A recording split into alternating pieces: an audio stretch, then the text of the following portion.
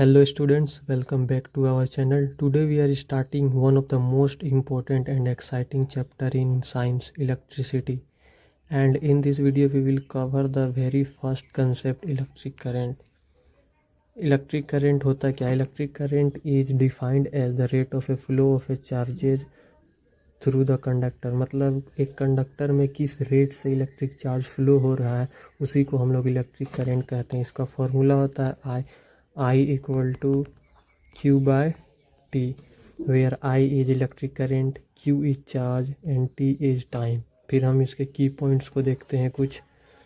इसका ऐसा यूनिट हो जाएगा एम्पियर, जिसको कि कैपिटल ए से डिनोट करते हैं, और हम इसको लिख सकते हैं 1 ampere equal to 1 coulomb by 1 second. जैसे कि I means ampere, Q is charge means coulomb and T is time. तो इसी को हम लोग इसके फॉर्मेट में लिख दिए यहाँ 1 ampere equal to 1 coulomb by 1 second. ठीक है, तो फिर इलेक्ट्रिक करंट को मेजर करने के लिए एक इंस्ट्रूमेंट आता है जिसको कि हम लोग एम मीटर कहते हैं। ठीक है, फिर हम इसके कुछ स्मॉलर यूनिट को डिस्कस करते हैं, जैसे कि 1 milli ampere equal to 10⁻³ ampere and 1 micro ampere equal to 10⁻⁻6 ampere. This actually helps in solving the numericals problem। तो आइए हम फर्स्ट क्वेश्चन को डील करते हैं।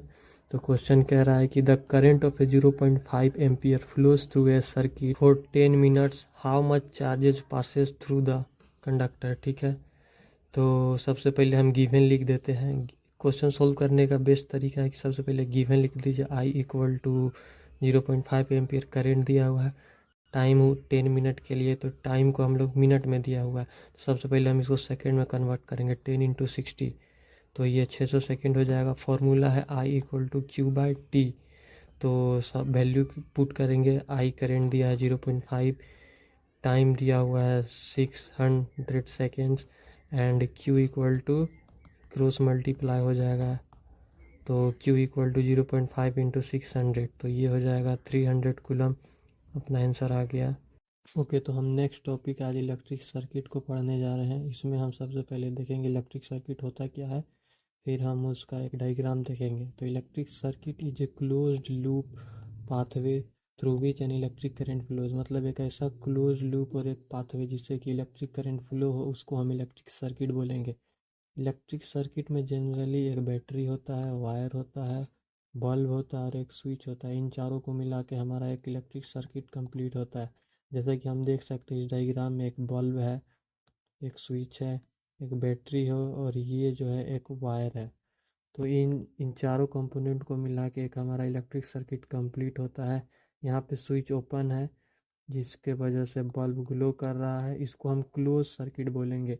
यहाँ पे स्विच ऑफ है जिसके वजह से बल्ब ग्लो नहीं कर रहा है, इसको हम ओपन सर्किट बोलेंगे। तो यहीं पे हमारा ये टॉपिक इलेक्ट्रिक सर्किट ख़त्म होता है। मिलते हैं नेक्स्ट टॉपिक में।